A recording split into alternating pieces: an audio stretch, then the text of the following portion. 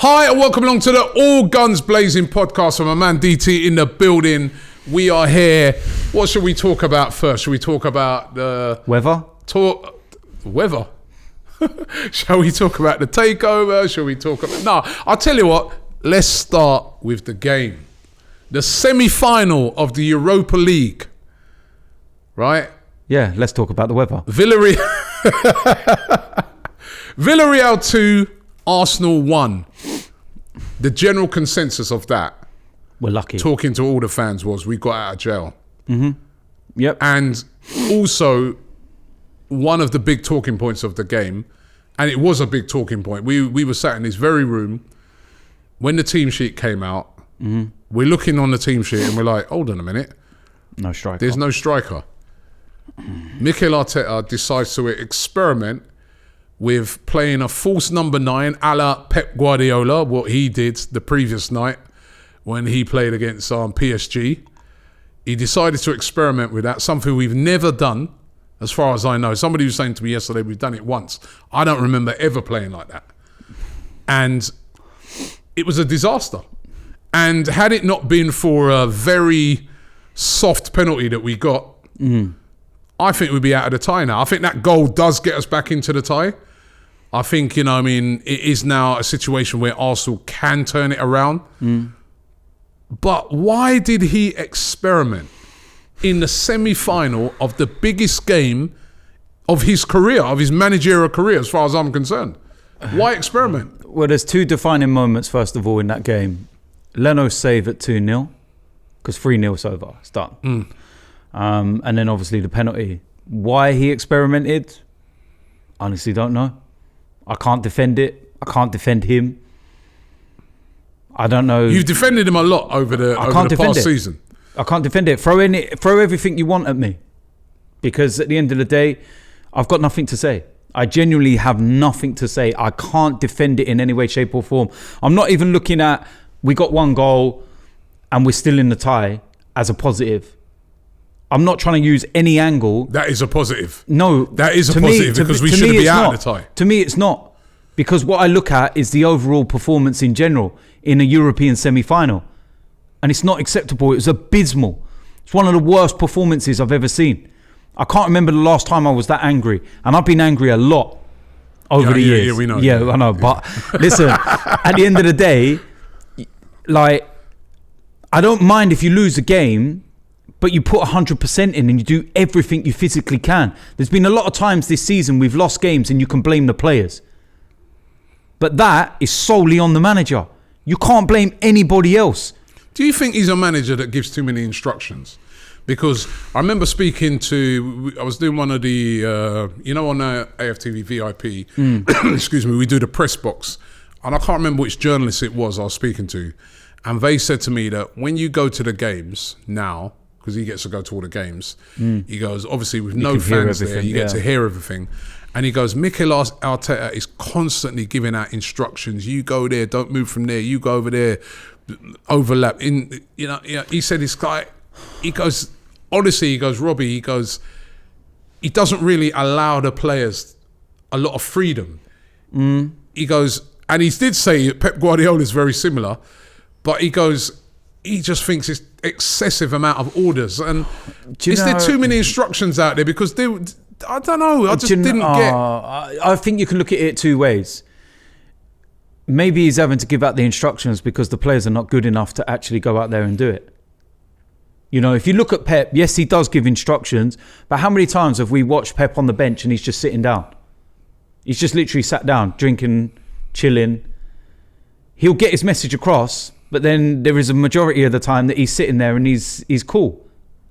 Mikel is just constantly up, going. And maybe that is down to the fact the personnel's not good enough because they can't carry out the instructions without the guidance. Maybe. But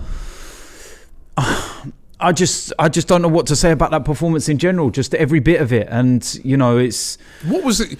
What was his thinking?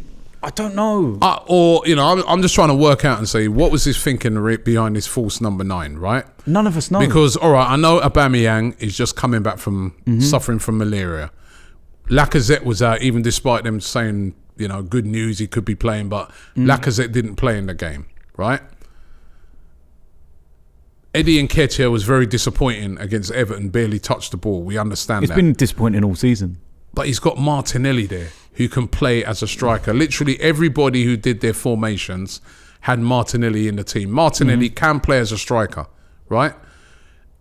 He opts without any striker. Now, you know what? When I look at Manchester City and they're playing with a false 9, but they've got Bernardo Silva who can score goals. They've got Mahrez who scores lots of goals. They've got Sterling who scores lots of goals. I think he was their second top goal scorer last season. They've got Gundogan this season who scored I think he scored more goals than any of our strikers this season, De right? Bruyne. They've got De Bruyne who scores goals. Who have we got? Danny Ceballos. How many goals has Danny Ceballos scored this season? That is it right there. How many goals has Odegaard scored this season? I think 1. Yeah, but how many goals? That is it right there in a nutshell, Robbie. But how does that make sense? That's what we've got. That is what we've got. Then why do it then when you've got Martinelli, who we know is a goal scorer? Martinelli. I can't defend. I can't answer it. And then on that, why doesn't Martinelli get a game? I don't know. You're asking. I don't know. I know people think that I'm. But this is why. No, do you understand now why there's a lot of people who say, yes, I get it. This guy's out of his depth. I get it, and people do think that I'm his solicitor. No, but it doesn't mean that I know. You've been saying over the time. I know that. Rats. Trust the process, stuff like that. Listen. Let me just get this right before you even try that one. Yeah, I've made it very clear I've made it very clear from the beginning. Yeah, and I will say this one more time. Yeah, I don't have any problem with anybody that believes that Mikel's not right for the job and they want him out, and they can give their opinions and they keep it as an opinion. Yeah, the rats are about the people that went over the line and start abusing him and literally won't praise him when we win and jump on everything the moment we lose. There's a difference. I've got no problem if you don't, I've got mates that don't want him in. But we can sit and have these conversations. I'm not saying necessarily. What are you? What am I? Yeah, right there. Yeah, I'm going to flip it on you now. What are you? In or out? All right. Right now, I'm looking at a manager that for me, he has to win this competition now. No, Robbie, well, actually, wait a minute. In or out? Wait a minute. You sound like Ty. No. You're just diving around it. Remember we're having this banter with Ty about Bruce Rioch and Bertie Mee. But I'm going to explain my position, right? For me, and I've said this for weeks, he has to get at least to the final for me to maintain his job for next year. If he gets knocked out against Villarreal, this is Arsenal Football Club. We're 10th in the league, right? We're out in a semi-final against a team that on paper we're supposed to beat. He loses his job. Yeah, I'm just being plain and simple right there. I cannot see at any major club you would keep your job. You wouldn't. You would be out, right? And it should be no different here, I feel, at Arsenal, right? I look at the players that we have. I look at Villarreal. They've got Foyth and guys like that who were rejects at Tottenham running our team ragged, right? That means he needs... I know there's listen, in mitigation, I know there's a lot of injuries at Arsenal at the moment to key players. No Tierney, no Lacazette, no Aubameyang, only for a few minutes in the game, right? These are key players that are missing from Arsenal's team. I understand that. However, if he gets knocked out at that stage, and the league position, which has been terrible, he loses his job. He has to get minimum to the final. Now I'm starting, that was my standing before. Now I'm starting to look at it and saying, really and truly, maybe you need to win the final as well to give me confidence that you are the guy going forward. Because I don't know, some of the decisions he's making now, I'm worried. Yeah, why is Martinelli not playing? What has Martinelli done to Mikel Arteta? This is two young players now that, in my opinion, it's almost like he's setting them back. Martinelli and Saliba. Saliba, when he left, quite publicly said, I never got a chance. He goes, fair enough, I know I come back from a long injury. He understood all the things that was being said, but he goes, his biggest beef was, I never got a chance to show what I can do. And that's what we were all saying at the time. Can't he play in a game? Can't he play in a League Cup game? A Carabao Cup game? Can't he play in one of the early stages of the Europa League? He didn't get a chance. Guy goes to France now. He's winning player of the month. Everyone rating him, stuff like that. That's one. Now we got Martinelli, right? Who last season before his injury, everybody was like, "Oh, we've got a player here." Jurgen Klopp's like, "This guy's one of the best young players in Europe right now." Martinelli. We're all like, "Wow, we got ourselves a prospect. Sign him to a new contract. He can't get a game. 5 minutes there, 10 minutes there. No, we start with Eddie up front and things like that." I know he sees them week in, week out, but maybe he's getting it wrong on this one. Well, why didn't he play? We know that Martinelli can score goals. Why are you starting midfielders who are not goal scoring? False number 9, but they don't score goals. Yeah, no, I know that. I know. The minute he brought Aubameyang on, a pass is put through to him. He spins as a striker would do because he's a natural striker. And had he not slipped, we could have had a 2-2 out of the game, right? If that would have been played into any of those midfield players, they wouldn't have been able to do that. It's just not in their game. They wouldn't have. They would have held it. They would have. They wouldn't. That's what a striker does. It's just their natural movement. Do you know what my biggest concern is? It's baffling. I'll tell you what my biggest concern is. It's not even Martinelli. It's the in-game management side of things that's starting to worry me.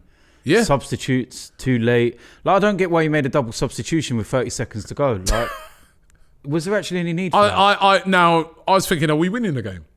I just didn't. It was like wasting time. Are we winning like 3-4-0 and we just want to waste time to? Also, the one thing I will say about the players, and I've got to look at them in this respect because it's in the process of the game, is that this is twice now I've watched the opposition go down to 10 men, Tottenham and Villarreal, and we're in the ascendancy at the moment. Both teams go down to 10. And then all of a sudden we completely just I don't know what happens. And then the other team end up being the dominant one and you're sitting there holding on for dear life at the end.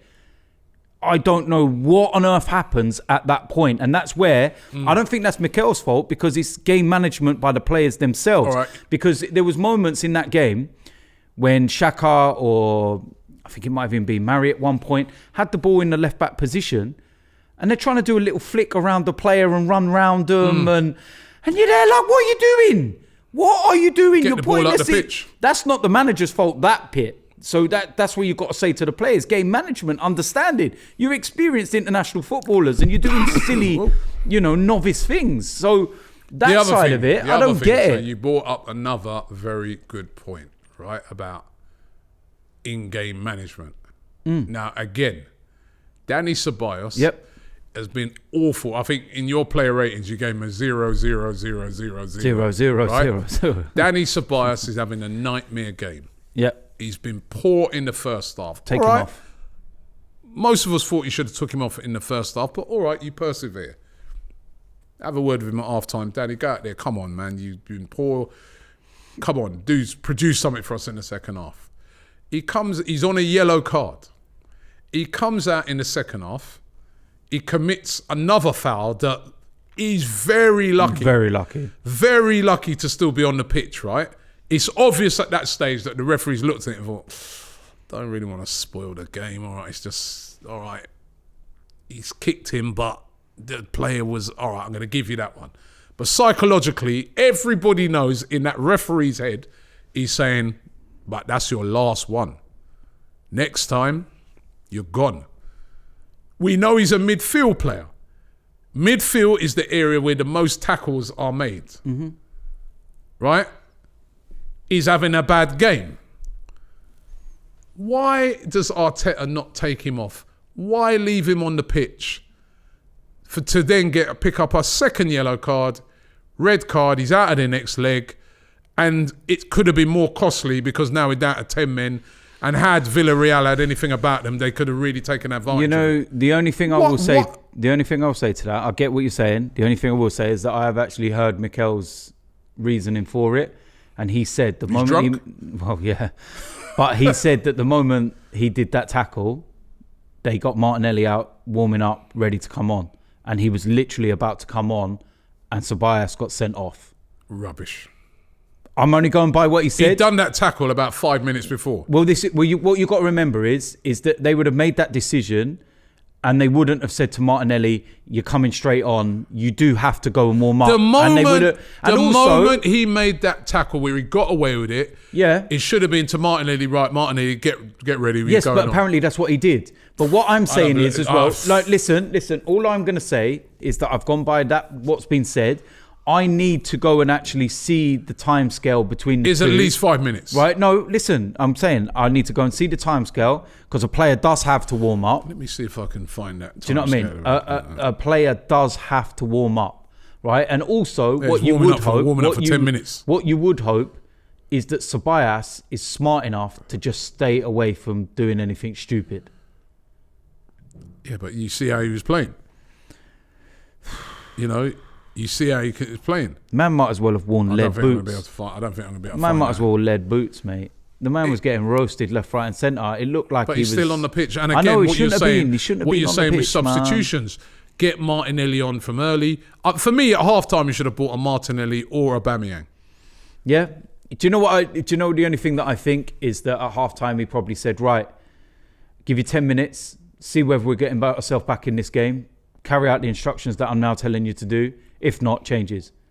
And that was it. To me, I would have checked. This is what I would have done. I ain't no manager, right? This is what I would have done at half time. I'd have made changes at half time. I would have made changes at half time. I would have taken off. I would have brought on Cedric and put him at left back. I know he's had his problems at left back, but I would have brought on Cedric, put him at left back. Took Ceballos off. I would have took Ceballos off, put Xhaka back into the midfield. The midfield was getting completely overrun, as it has been every single time Ceballos has played, because Ceballos is technically a very good player, very skillful, good player, but he's got no strength. He's got no... You know what I mean? He's just easily bounced off the ball. He's got no pace of recovery either. When you see Jan Foyth running past him like Adama Traore, right? It's what he looked like. Foyth looked like Adama Traore or Maximan up against Ceballos. The way he was just bullying him and just going leaving past him behind. A defender. It reminded me of Usain Bolt in the 100 metres. And you know when he gets towards the end and he just slows down and he looks behind like, come on, boys. So I would keep up. I would have took him off and then I would have got on Martinelli or Aubameyang. Another option. You could have easily put Saka in at left back. You could put Saka in at left back, and then put Xhaka in the middle. The one thing I will say is that I know we're looking ahead. You're allowed 5 subs. Yeah, I know looking ahead. 5.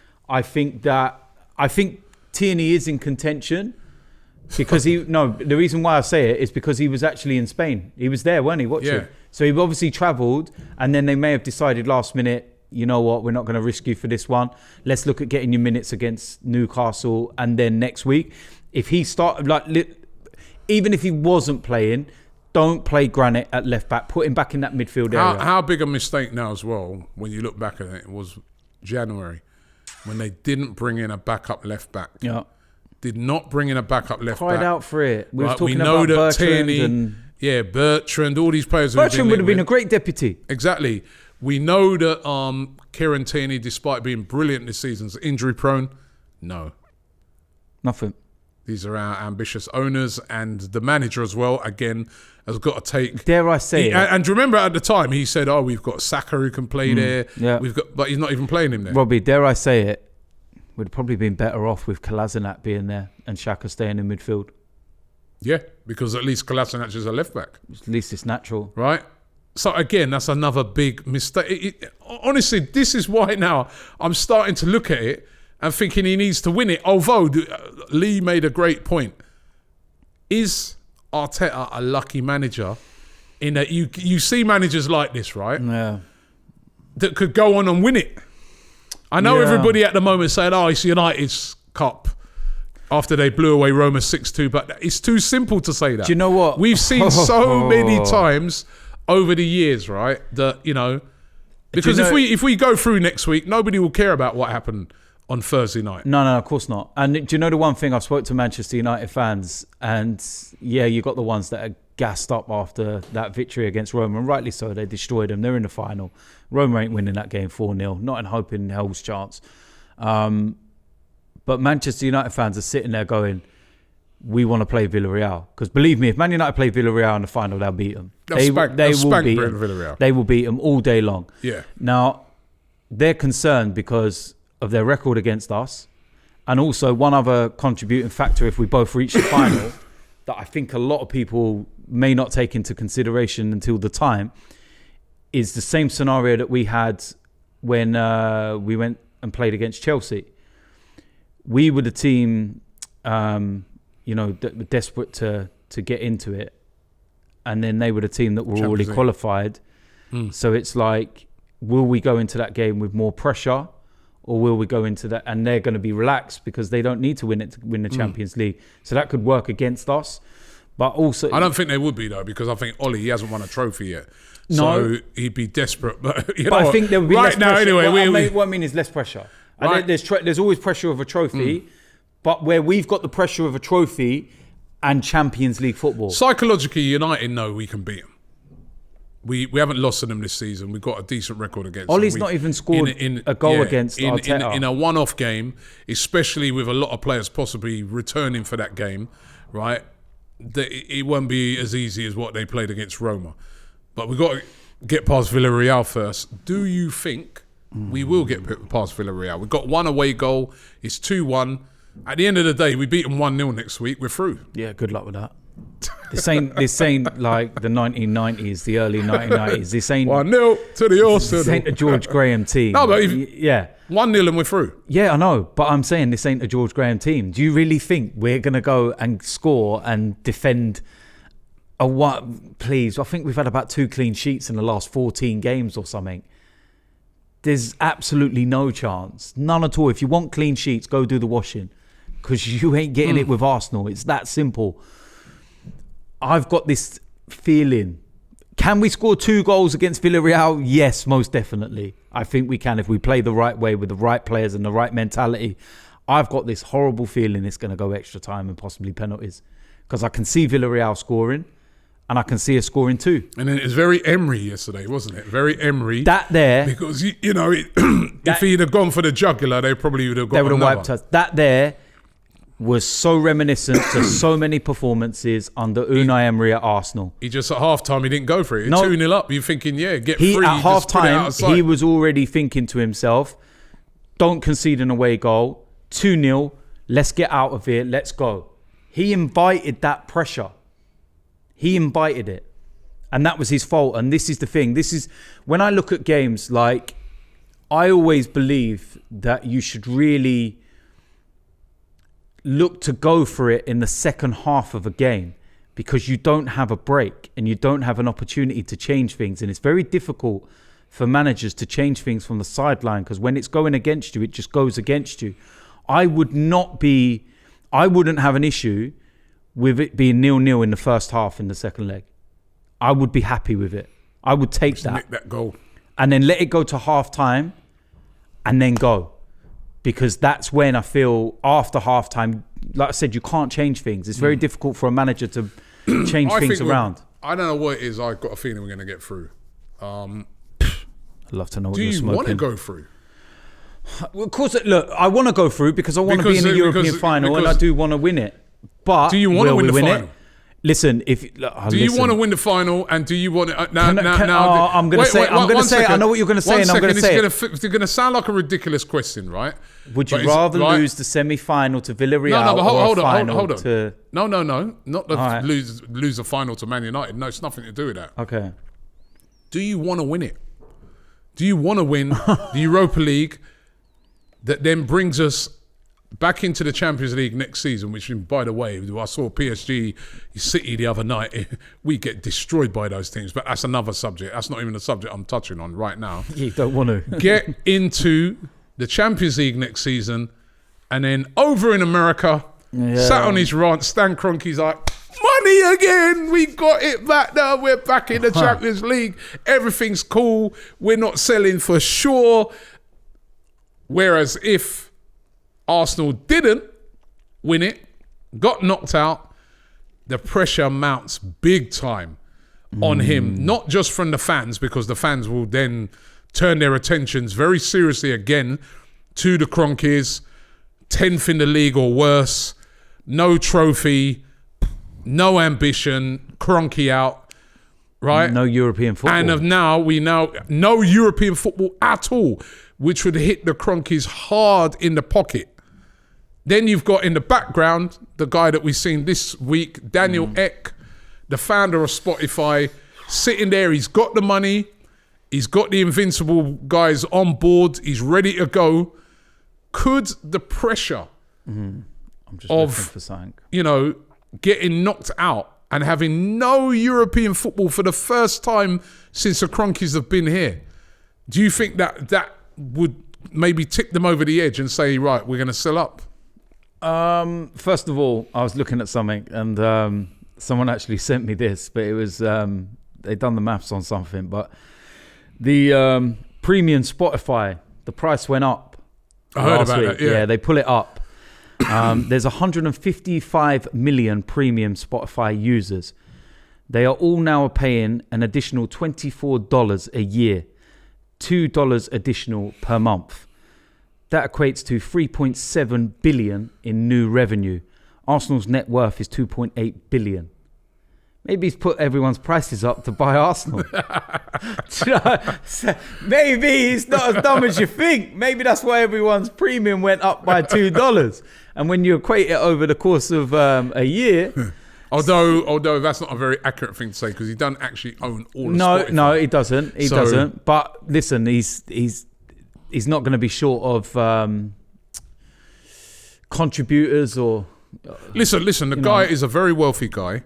He has the money, right? So I have it on very good authority that he does have... He said it himself. He said it himself, and I have it on very good authority that he has the funds. He has the backing. Source. My source. He has the backing of these Invincibles. I know a lot of people have been saying, well, hold on, none of them ain't come out and spoke. My understanding is that one of them is going to be speaking. And none of them's come out and denied it. One of them is going to be speaking just after the weekend. I believe right? it. That wouldn't come out if it wasn't true. So he has the backing of them, right? That wouldn't come out if it wasn't true, Robbie. He hasn't gone to Stan Kroenke. There's a lot of people that as well saying, well, why didn't he just go to Stan Kroenke and put the money down on the table and say, yeah, I think he knows that if he goes and does that, it will just be rejected straight away. Yeah. Right? It's a business play.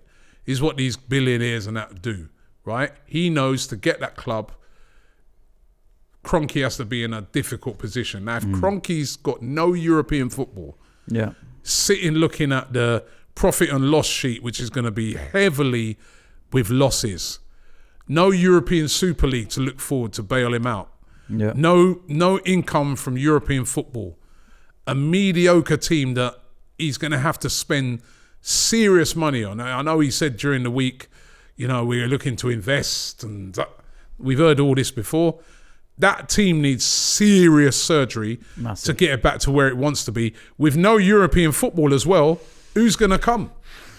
Right? He might just be worn down by it. Not necessarily by pressure from the fans, although I do feel that is because apparently over in America, they have been seeing these things. It has been on TV, the protests against him and stuff like that.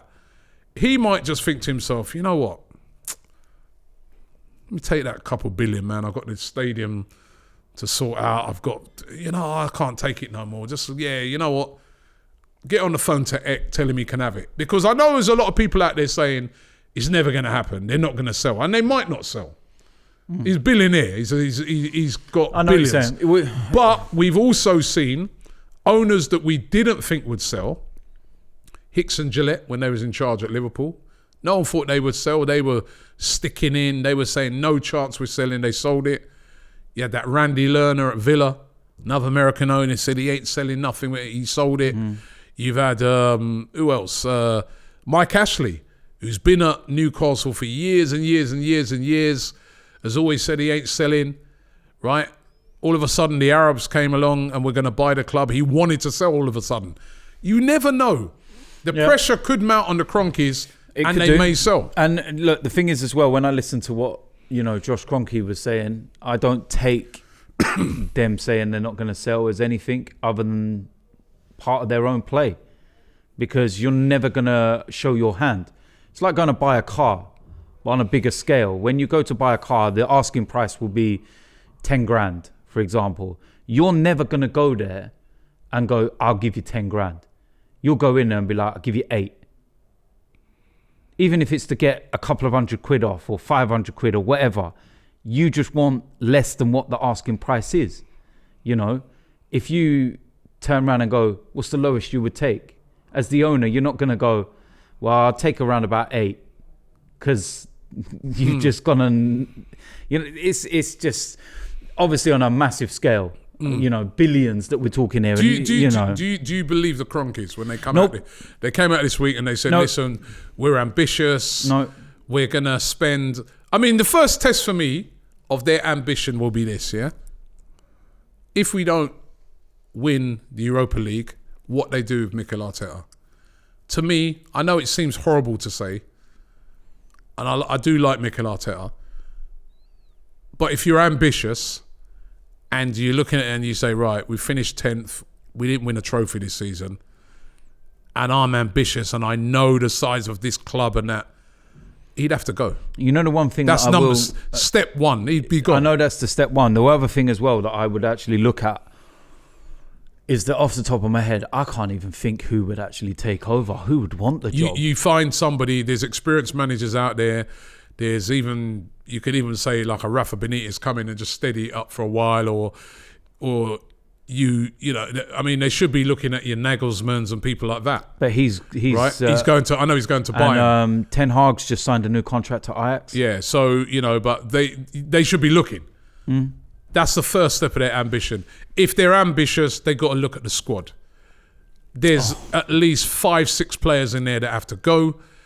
They need to go and spend huge sums of money this summer to improve that squad. But we have already seen with the Kroenkes over the years, they don't like spending huge amounts of money. There's your answer.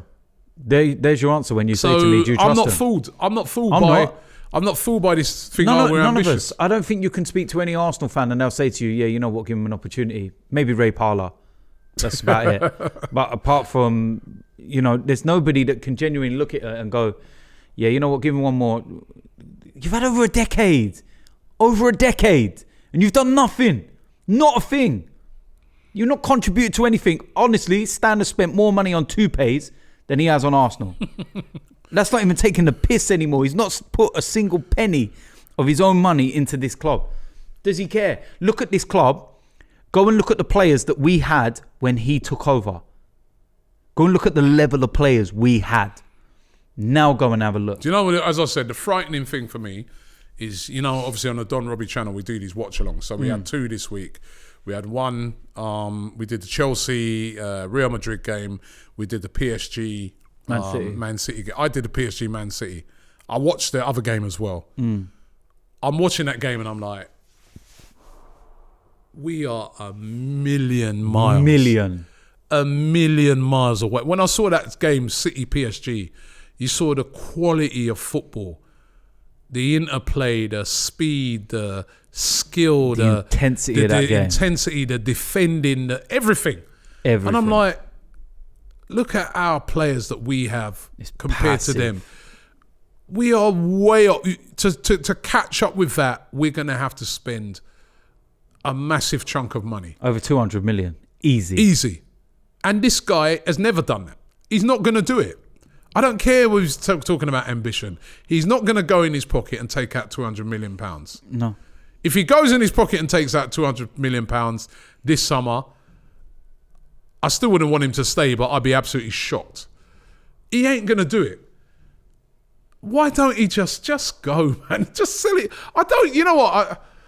I don't really understand why, you know, because even if you get that, because he doesn't have an affinity to Arsenal. No, he don't have anything. He's not an Arsenal fan. He's not growing up He doesn't have anything. North London or even in England or anything. He's got no affinity to Arsenal. If you walking down the streets of Denver or LA and you saw Stan Kroenke, I would bet my house on it that if you went up to him and said, name us the starting 11, name us an Arsenal starting 11, he couldn't tell us. No, maybe Josh might be able to. Did you see you see the story that came out last week? And they were saying that there was one owner of that Big Six team. Yeah. That they went to one of the games and they had to ask which colour kit their team was playing in. Yeah, that's him. That's him. 100% that was Stan Kroenke. For me, even if you could take that 1.8 billion or 2 billion, whatever it would be, and you could go and buy another club. If you still want to keep a football franchise, you could still go and buy Tottenham. You know, you could. Well, you know the worry is, right? I was chatting to somebody about this a couple of days ago as well. Tottenham is primed for somebody with a lot of money to come in and buy. My big fear when those Arab guys were looking, the Saudi Arabian guys, should I say, just instead of Arabs, when the Saudi Arabian guys were looking at Newcastle, I'm looking at it logically and I'm saying, why don't they go for Tottenham? London, new stadium, can house American football, all these things. I'm like, if you're getting so much hassle at Newcastle, obviously Newcastle's a lot cheaper. And that's my fear. My fear is that one of these guys are going to come in and buy Tottenham. Then they'll leave us miles. I mean, let's be real, at the moment, they're leaving us behind. Because even though they ain't won nothing, and I know they lost the Carabao Cup, but in the league, how many seasons is it now that they finished above us? Whatever happened to Tottenham's day? That's a distant memory now. This is what this owner has done to this football club. So take the money and go and buy another club elsewhere. Go and buy a club in Spain, or I know. Go on. Or buy another club in England. Give it to somebody who loves the club. I wish I had the vocabulary of John Burko, because I think I'd be able to come out. Some of the words he was coming out with, I was like, let me Google that. Like, I wish I had that. We've gone, like, even him. Like when I was watching your interview with him, and like, there's so many people in a much bigger position than me, and the rest of us that do fan cams and stuff. I've had enough. There's legends of Arsenal Football Club. Ian Wright. Yep. Openly saying, out. Get out, man. And Ian Wright, he's a legend of the club. Legend of the club. Quite close to the club. Does stuff with Adidas and stuff like that. Look at it. Even the Cadbury's adverts and stuff like that. He's all a part of it. That's a guy that possibly has got a lot to lose by saying that. Massively. Of course he's got a lot to lose. And he's still... He's like, no. I love this club so much, I want him out. And this is the thing. Go. Look, listen, we all Ian Wright for that. We all know Wrighty on a personal level and chatted to him, and me and him have had a falling out before, shall we say. And the one thing that we, sat there and said was, when we sorted it all out, we said to each other, we both love this club, man. We would die for this club. Yeah. He knows my thoughts and my feelings and how much this club means to me. And after talking to him, I know how much it means to him.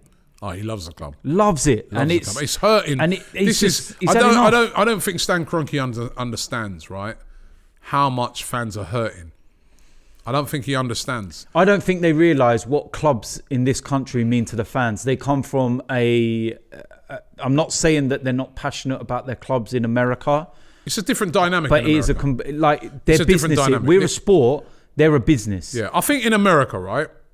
In America, I think the fans know how it works over there. That these guys, they buy these sporting franchises to make money. Yeah, it's unashamedly obvious. That's what they do.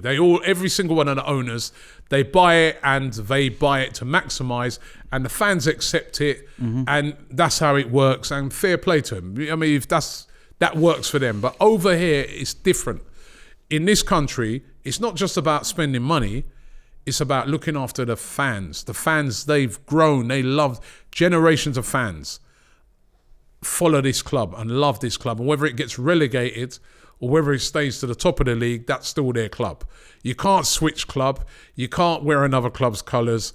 This is your club, right? Somebody like Stan Kroenke doesn't understand that. He doesn't understand how much these fans are hurting. He doesn't engage. When they talk about, we're going to try and engage, they've had over a decade and they've not engaged. Not even once. Nothing's going to change. And they have to leave. And the legends want them out. The fans want them out. Every pundit's like, they need to go. Every single body in football resoundingly is saying, guys, take the money and go. Last week we're playing Everton. Mashiri, who wanted to buy Arsenal, he's there at the game watching Everton. our owner's nowhere to be seen. Nowhere to be seen. How embarrassing is that, right? But the problem is, how do we get them out? I mean, that's the other thing, is how do the Kroenkes, what course of action do you think the fans can take to get them out? Would boycotting games get them out?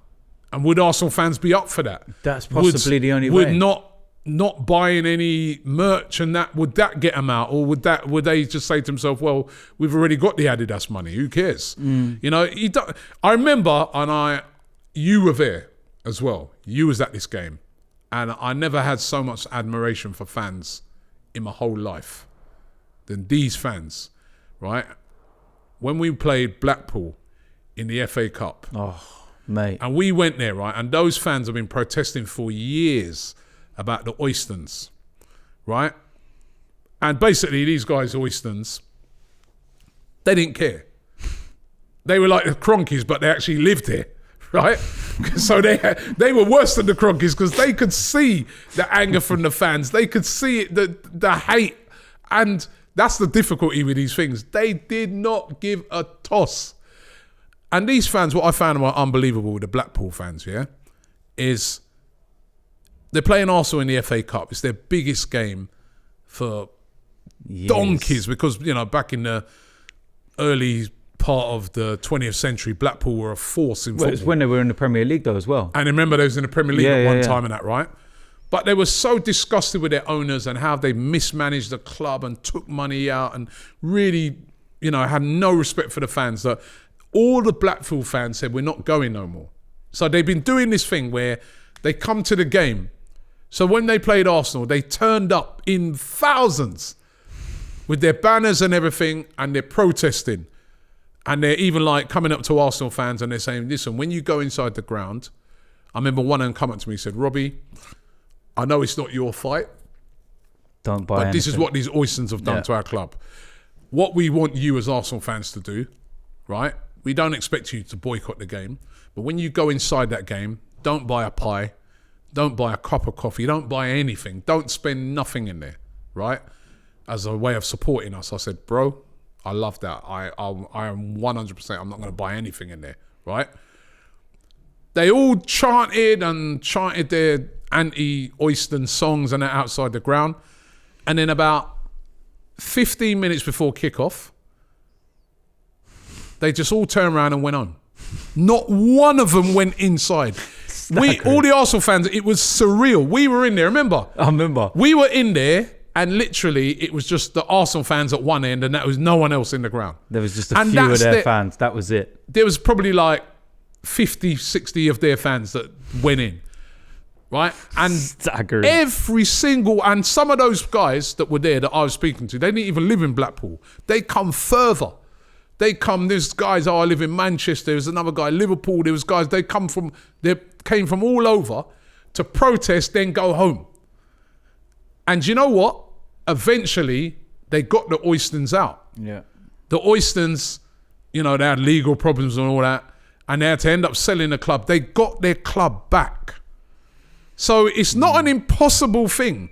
No. But I think fans have to understand that whatever fight we choose on this, it's going to be a long fight. Yeah, it's going to be. It's going to be, I think what's changed the dynamics of everything now is this Daniel Ek. Yeah. Because now there's a credible bid there. There's a guy sitting there saying, because we've been protesting and people have been saying Kroenke out and stuff like that for ages, right? But there's, who's going to buy it? You've heard about a Dan Gotti, but, he said things, but there's nothing really, I'd like to buy it in the future. And Usmanov was there, but they've gone. But now you've got a guy sitting there saying, yo, money's here. Got the legends on my side. I love this club. I supported it. I'm here. I got the money. And I'm waiting. Yeah, and I think I think it changes a lot of things. Yeah, I think as well, he's more credible than credible than the Gotti guy. Yeah, because all he's done is say what he wants to do. Yeah, whereas Ek has literally tweeted out, and within the space of a week, he's got the funds ready. He's got Invincibles on board. Yep. He's literally said, right, this is how serious I am. And if you want to get the fans on your side, go and get a few people that are actual Arsenal men. That understand winners. And he's brought in, Bergkamp is like, He's loved and adored. Two of those players have got statues outside the ground. Vieira should have a statue, by the way, as well. He's a Colossus captain, and what he done when he joined us. And you know the thing I like about those three? Those three winners. Legends are winners who would not tolerate what we're seeing this season. No. Henri's even come out last week and said something about the protests and saying that he agrees. Yeah. But he can't go and join in with us. I'm not imagine if he was I'm not even on about the protests. I'm on about on the pitch. Oh, they wouldn't stand for that. They would not tolerate what they're seeing this season. Not stand for that. They would be like, we got to do something about it. Do you remember this. what Patrice Whereas Patrice said? at the moment, we've got owners who they don't even know what's going on. Do you remember what Patrice Evra said? He said that he went round Henri's house. Yeah. He went round Henri's house one day and they were like Super Sunday on or whatever it was. And they were like, right, Arsenal playing, let's watch the game. Henri turned it on and he went, Xhaka's starting. I'm not watching any game that he's starting. Turned the telly off. Yeah. Now, Everest probably shouldn't have said that. He got himself in a bit of trouble. But that shows the levels of Thierry. These guys, they will not tolerate they wouldn't accept that. Seeing. They will not tolerate the mediocrity. They will want to bring it back to like when they were there. Yeah. So they'll be giving the right advice. Listen, they won't put their name. And this Spotify guy is Spotify's a cool brand as well. Right? I know that shouldn't, if this guy would have to do his due diligence and all that as well.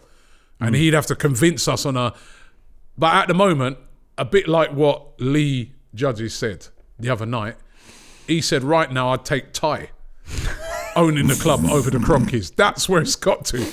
People will take anybody, right? But this guy's credible. I'm just trying to get this little vision of Ty managing Arsenal. And when it comes to a major decision, no manager would ever get sacked. And he's like, well, yeah, no, yeah, maybe. But then, yeah, you can imagine him celebrating goals right? In the comments, right? I want you to tell me what do you think Arsenal would look like if Ty was the owner? Wenger would be manager again. Yeah, he'd never get sacked. He would never, ever get sacked. Ty would probably put an office next to his office without a door, so it's transparent and you can see right through. Maybe glass walls, so they can see each other and he can just look at him all day. Hi, Arsene. Mate. Jesus Christ, man. I think the other thing I want people to put in the comments.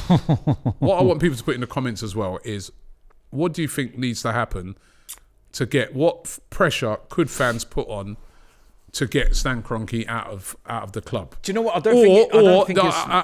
And also, I also want to hear from fans who think that Stan Kroenke deserves another chance after what he came out the other day and said. Yeah, right. Do you think he deserves another chance? If you do think he deserves another chance... You're not an Arsenal fan. Don't do that. If you do think he deserves another chance, tell us why. No, what I mean is why. Is that the only people that are going to say that in the comments are fans of other clubs because they think they're funny. We already know they're not going to be Arsenal fans. Come on, man. They're loving our decline. They don't want us to get taken over. They don't want us to bring the Invincibles in. They don't want any of that because they know that we could actually turn around and be a serious club again. If we don't start getting our act together very soon, this decline could get even worse. Yep. Because this season we've just been a mid-table club. We've been a mediocre, average, poor club this season, and it will get worse. I just think that we're very lucky that there's a lot more clubs that are worse than us in this league. This could get worse. It could do.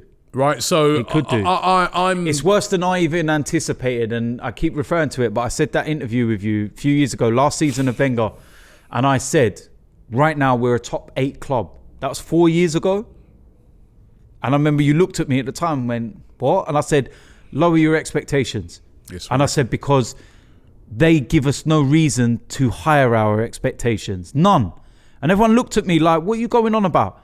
And I said, because we're 5 years behind. And then Wenger's gone, Emery's come in, and we're now at least, like from now, we're still 5 years or so behind. We've wasted 3 years and not gained any momentum. We've fallen back. So right now, we're about 5 years behind. Still.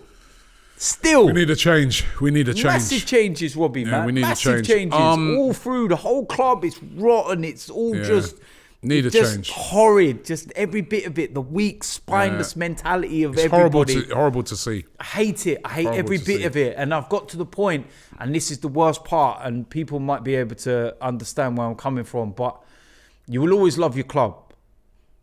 But there's a big part of me now where I don't care anymore. You're not enjoying it this season. You don't lose your love. You will never lose right that. now, I've spoken to a lot of people your who spark's gone. A lot of people are saying to me, I can't wait for the season to finish. It is. It's what I refer it to. It's like being in a relationship, in a marriage. You know it's ended. You're sleeping in a spare room, but you say, you know what, we'll give it a chance for the kids. You don't really want to, but you think, yeah, we'll try, and you just plod along. Who are the kids then? The players? We're the kids. we're just like we're there. Like the club is the relationship, and we're the children, and we're just there, like in the middle of all of this. And we love our club, Stan man. Kroenke, what's he then? Stan Kroenke's the like dad. stepdad. Like, yeah, he's just like that we all hate.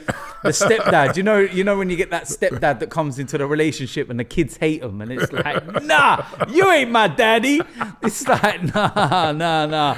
I'm just. Oh my God, man! It's sad to see. It's sad to see. It's horrible, Robbie. I hate it. I hate the feeling. But I'm at the point now where, like, for example, if the game at the weekend against Newcastle was on Saturday, my team are playing on Saturday, I would go and play. I'd be manager of my team. I wouldn't be at the Arsenal game. I wouldn't care. My son's playing on Sunday, and I swear to God, I'd rather watch that. I mean, I'll be here, obviously, but that's where it's got to. Honestly, it's just like. Do you know what? It's so sad to see. So sad to see. You know, what I mean, we've disillusioned, and the only thing that can do something, we need a change. We need a change of ownership. Right? Yeah, a change of ownership. Massively. I'm going to help you, these guys, I'm going to help you. Help you what? Sunday. With what? I know how important it is for you to be at your son's match.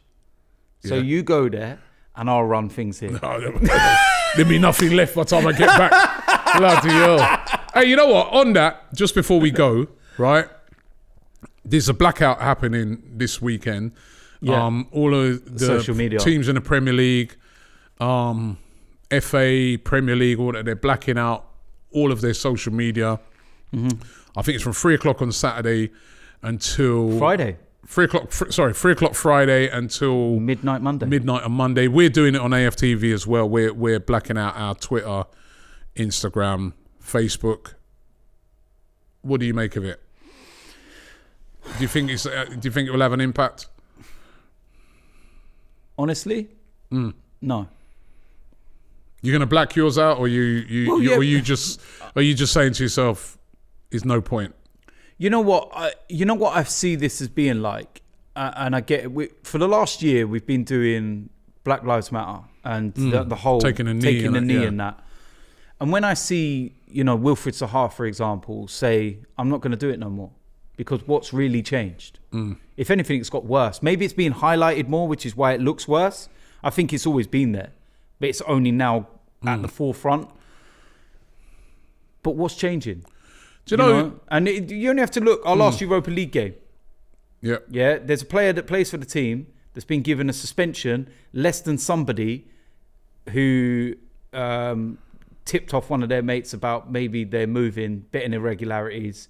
Yeah, it's wrong. Yeah. But is it worse than racism? No. No. And it's... So I don't know. I mean, listen... will the companies listen? Will they just sit there and say, well, look, no one's going to go on there for 3-4 days and then they'll be back? I don't think it's going to make much of a dent to them companies, to be honest. Well, no, because that's the reality. At midnight on Monday, they're all going to return. Yeah. I think as well, right? It's a gesture. I get that. And it's a... But the only thing I know, listen, and I've had a little bit inside information on this. I know that not every club wanted to do it. I know that there was clubs moaning about having to do it for that length of time. I know that. I've got intel. It's on obvious. It, right? It's obvious. It's a nice gesture. I'm not sure if it will have a much of effect. I think where it might have an effect is that it's the government see these things, and the government are looking at these social media companies hard, and they may be able to bring in some things that can add to changes. So if that happens, that'd be great, because there's too much of it now. However, I also feel the clubs have a part to play too, right? Where I don't want them just palming this all off on the social media companies. If you have a guy that abuses a player, or fans as well, because I get loads of abuse on this thing, racial and sometimes some deep abuse, and I know you've had it as well. I'll tell you that in a minute. To me, a suggestion for football clubs out there, why don't you guys do something as well? So you ban that person from coming back to your football club. Step one. Football clubs, like everybody, say Arsenal fans, you can have your avatar, Arsenal. And you could put in your description, I'm a massive Arsenal fan. But what about if a football club calls you out? Why don't they do things like that as well? That's another way as well to... So in other words, it'd be like, well, you know what? Such and such, remove that Arsenal avatar from your thing. We don't want to be associated with you. Right? And stop calling you... Remove the name Arsenal from... Because they can actually do that, because it is their trademark name. Yeah. And disassociate, call out these people and disassociate. Employ a team. Employ a team, right? Either the Premier League employs it, like what they do to search for, content that's being ripped off. Employ a team that looks and finds these people, and we call them out. Because you know what? When a lot of them start getting called out, and when clubs start disassociating themselves from some of these people publicly, I think that will have a dent. People will think twice. They'll be like, you know what? I get that. The last thing I want is for Arsenal to say that because I abused Granit Xhaka, they don't see me as an Arsenal fan. They've asked me to remove the Arsenal from the... It can, or even if you abuse somebody, say you're a fan of another club and you abused another club, your own club says, yo, you're not part of us. I feel that would have an effect. It's one of the things that football clubs can do. So I don't want this to just be an empty gesture by these clubs. I want there to be follow-ups. I want them to come up with plans of action that they can do, even ahead of the social media companies. Because I just feel that sometimes it's just too easy to come out with a statement, oh, we totally are disgusted I get what you're saying. The abuse that do you know we the only thing, stand by our players. How are you standing by them? Do you know what I will say? Is that I want people to actually understand the difference between opinion and abuse. Because I know people will sit there and go, oh yeah, but AFTV are abusive and this, that, the other and everything. And it's like, when you give an opinion on a player, say he's not good enough for the club or whatever it is. That's an opinion. There's the difference between an opinion. What we're on about is when you can message Granit Xhaka and be abusive about his children and his wife, or when you message Aubameyang or Willian or any other black player and send them emojis of monkeys and stuff like that, which is what people do. All these kind of things. That is where it's not an opinion, it's abusive, it's racist. All these different things. Opinion is different too. Yeah, so there's a line.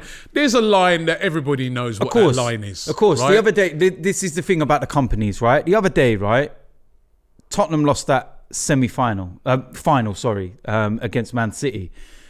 I tweeted out, it's 2021, something along these lines. It's 2021. I'm still trying to work out how Yaya Sanogo has more trophies than Harry Kane. Bit of banter. Even my Tottenham mates were messaging me like, that's banter. But there was one person that put a tweet there and he said, it's 2021 and I'm still trying to work out why your brother's dead. And I sat there and I thought, really? And then I reported it and I got a message back from Twitter saying, after investigation, it doesn't breach our guidelines, etc., etc.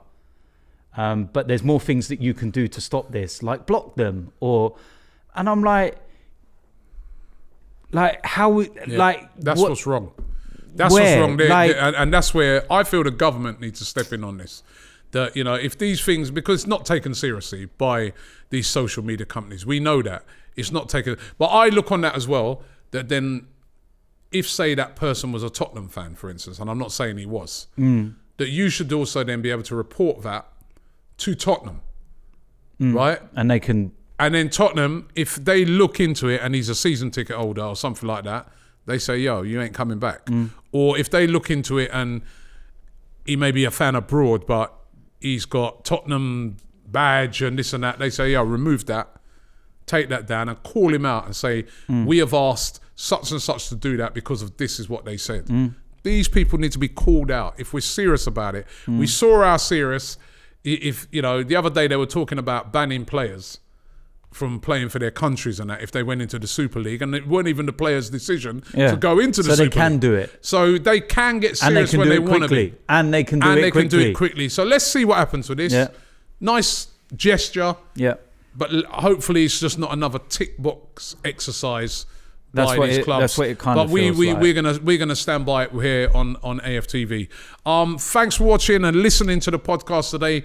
Don't forget you can download it on all the usual formats. We'll be back again next week with another All Guns Blazing podcast. It will be immediately after the second leg. Let's hope we're talking about an Arsenal win. Let's hope on that podcast we're looking forward to a big final, probably against Man United. But we've got to get the job done first. Thanks for watching.